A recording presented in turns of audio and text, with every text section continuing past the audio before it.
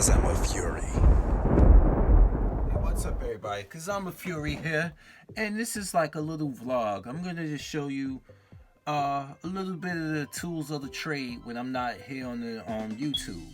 So real quick, check it out. This is just simple. My hip as an EMT, this is just a simple hip pouch I ordered from Amazon. What it carries in it is my stethoscope, a Littman stethoscope, which is basically just here, simple. I don't have the two-sided one yet. I was early in my EMT phase, so it serves the purpose. Now I can move on to something else. And inside here is a pair of shears. Basically, you're gonna need to cut through certain situations. I have a nice sharp pair of shears. They got multi-tools that I'm just looking to upgrade to. And already on my hip, as is, I have another pair of shears right here, which I will show you. You know, you can fit it all into here. You know, I keep one on me, but usually you got your shears here. If you want to, you need your pen light as well. When you're out there on the field, I have multiple pen lights. I got a lot of them in here in this drawer right here. And it's just basically to make sure if a person's pupils are, let's say reactive to light. Because with a lot of people who are on heroin or got head injuries, let's say that I got hurt on the right side of my head and it caused a massive brain injury. If you put the pupil to your the light to your pupil, it might be constricted. Meanwhile, I mean, it might not be reactive, meaning because you have a head injury, it's like you out of it. But in this pupil on your left, it reacts to the light because of a unilateral head injury, which means lateral is left, right. So if it's bilateral, I mean both sides of the head are injured, or if it's bilateral, chest sounds when you're doing you listening to a person's lung, it's one lung might have fluid in it and the other, so you'll say it's bilateral on the right or the left. Then you put the light here, and I usually have my tack flashlight, but I gotta buy a new one because I lost it. And this pouch here, you can fit, you put your stethoscope back in it if you want, or anything you want in there. It depends. How people go out in the field, it depends on them. It's your own groove. So I have my stethoscope here. I could put a radio in here if I want and put my stethoscope around my neck, or I have a radio pouch also, so I won't need that. So that's right there, my steth. Now, let's go to my bag here. It's a jump bag. I don't carry this on the field. When you work in ambulance rigs, you got your own, but this is what I carry in my car. All right? Plain and simple, to the point. Let's start with the bandages here. From front to side, you got your non-stick pads, compression pads. They tell you the inch here. These like 2-inch pads. You got your gauze. It's simple, always upgrade, but when you have trauma and you got a lot of wounds, a lot of people work universally with 4x4s. So it's different ones I got. You got the large gauze. I got 4x4 gauze here. The only thing I think I don't have in this bag is cling dressing. Cling dressing is it's like a cheesecloth, but you wrap it around and it clings. Basically, and it really works well with tape. So let's get into the heart of what's in the bag. Of course, you need your gloves. Given everything, you got your gloves here. You got your band-aids. You know, shear strips, see-through. Also, simple stuff. But also, you got peroxide, keeping it simple. Hand sanitizer, alcohol, of course, just in case you don't have any of the pads, the alcoholic pads, you can always add that. And Neosporin. So after you clean out a cut, alcohol with the alcohol pads, as you know it stings, but here you go. You get a Neosporin, which is good to keep the infection out as well.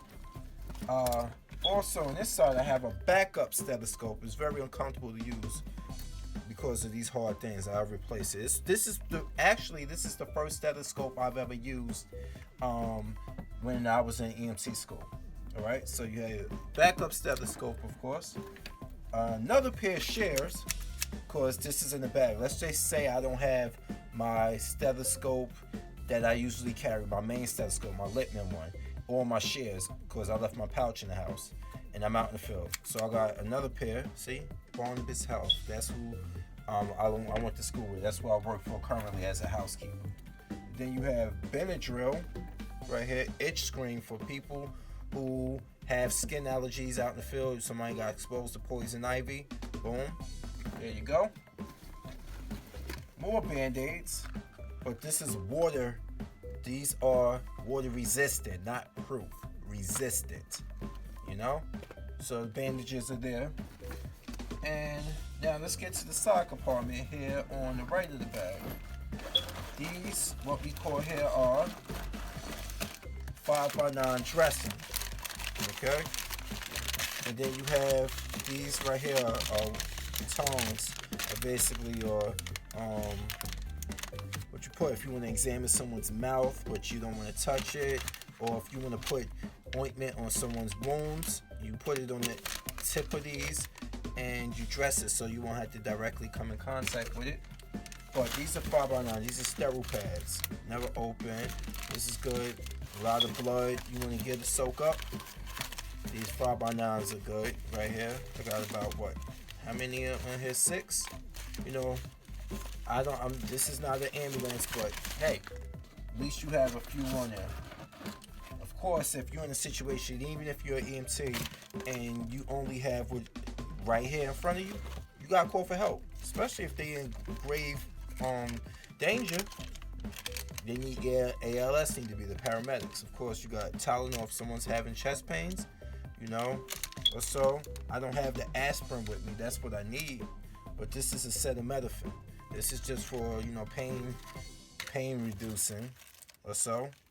Of course, backup pair of gloves. And we have, what's this? Moist wipes. Nothing major. You know, simple. It's a combination of simple wound care, like little scratching nicks, and then you get into stuff that will help you, like when it comes to being in the major field. This right here is an automated cuff. Don't use this much because I rather still want to learn. This is sphygmometer. Sphygmometer. This is what a blood pressure cuff is called technically. This is the electronic one here.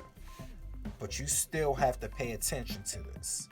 This is supposed to be more hands-on digital, but you're going to find out in the field that you also have to rely on, you know, sometimes you got to round it off. You can't perfectly see, it says 138, so if it lands on somewhere between 98 and 99, you're going to round it off to 100 when you're reading the blood pressure. So this is an electronic sphygmometer.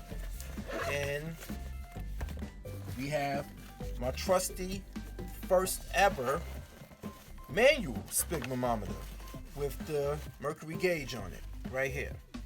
You know, in the cuff here, you press like that. There you go. And then you release the ball. There's a switch on the ball that you go to let the air out.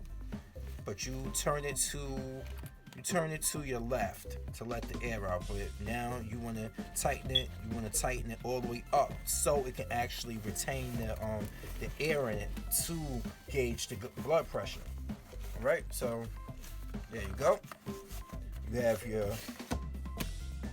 electronic and you have your manual cuff here. And this, no particular fit, but sometimes this will work for a patient. This is certain sizes, ain't gonna work for everybody. This is just one. You could buy kits of these on Amazon. This is a OPA, oropharyngeal airway. All right. Let's say, for example, I'm choking, my airway's compromised, and there's blood in here. You might want to turn the patient to their left side, suction their mouth out with an air suction, something I don't have. If you don't have an air suction out in the field, I recommend turning the patient on their left side anyway, and trying to, while holding their neck, and try to let it fall out, try to get it out of there. Or pushing this in there. This is an oropharyngeal airway. It goes like this, basically. You put it there, down the throat, get a mask on them. See? Open the airway. and I don't have oxygen with me. So this is what I would go to since I don't have oxygen. I would go to what we call here is a pocket mask. Put that airway in the opening mouth, and this is a pocket mask, which usually is combined with a BVM, a bag ventilator mask. You will put this, take this out, put it on your mouth, hold it there with a clamp around a jaw. Hold it like you hold it here, and you put these 3 fingers on their jaw, and you breathe into the mask. If you got 2 people, one person will give 30 compressions to an adult. So you're doing your CPR, 1, 2, 3, 4, up to 30. And if you got help, somebody else is gonna hold this to their face, and they're gonna breathe into it. It's sealed. And this, if a person comes with oxygen, you can combine the oxygen using the tubing that comes with the oxygen tank, and you can put it there and supplement and just breathe with them. Help get that oxygen to them. Try to get it as much as you can. All right. So this is BVM, OPA, BVM on a patient to try to get their heart going, keep them breathing, especially if they start showing what's called cyanosis, which is when they start turning bluish, meaning there's not enough oxygen getting to their cells in general, from their lungs, everything, and that can cause death and brain damage if you don't get them back in time. Because if your brain goes without oxygen for a prolonged period of time, you can become a vegetable. Okay, and this is for bleeding noses. There's a clamp here that you put there. Right? Of course, you got more tape or so. Here's a cling. I got one cling right here. This is a cling dressing when I was talking about earlier. You wrap around the wound. Of course, this is called PPE. This is personal protective. This is a gown, a plastic gown. You know, people out there, got blood all over them, or it's a contact patient, you don't know what they're sick with. You put this gown on. It covers you basically down to your knees, covers you from the wrist up. Put gloves over the gown, because it's going to be a finger that you slide your thumbs through. Put the gloves on, and it creates a seal that can't touch your watch or anything, or your sleeve or your arm. Okay? So you always should have 1 or 2 of these. Throw the gloves on top of that. So don't put the gloves on first. Put the gown on and then the gloves after. And speaking of that, you have, last but not least, you got masks here. It's not going to help against everything, but it's a thing. If you have a patient who's coughing, you don't know what they have, put this mask on them, put it on yourself, but you always got to have eye protection, which I have in my vehicle. I don't have it with me, because if a person sneezes and they have flu, coronavirus, you name it, and it goes into your eyes, that's your mucous membranes. Your mucous membranes is your eyes, nose, and your mouth, basically, that they can get into. And right here, just last but not least, you got a cold pack, a couple of cold packs right here. If a person has pain or something, you want to put one behind your neck, one on your head. You break it open by following the directions, and basically that's my personal bag that I just have in my car just in case ever anything happens. I'm here. I'm gonna increase the size of the bag eventually, but yeah, this is basically what I have. So anyway, y'all, thank you for watching, because I'm Fury. I'm here, and now I'm out. Peace.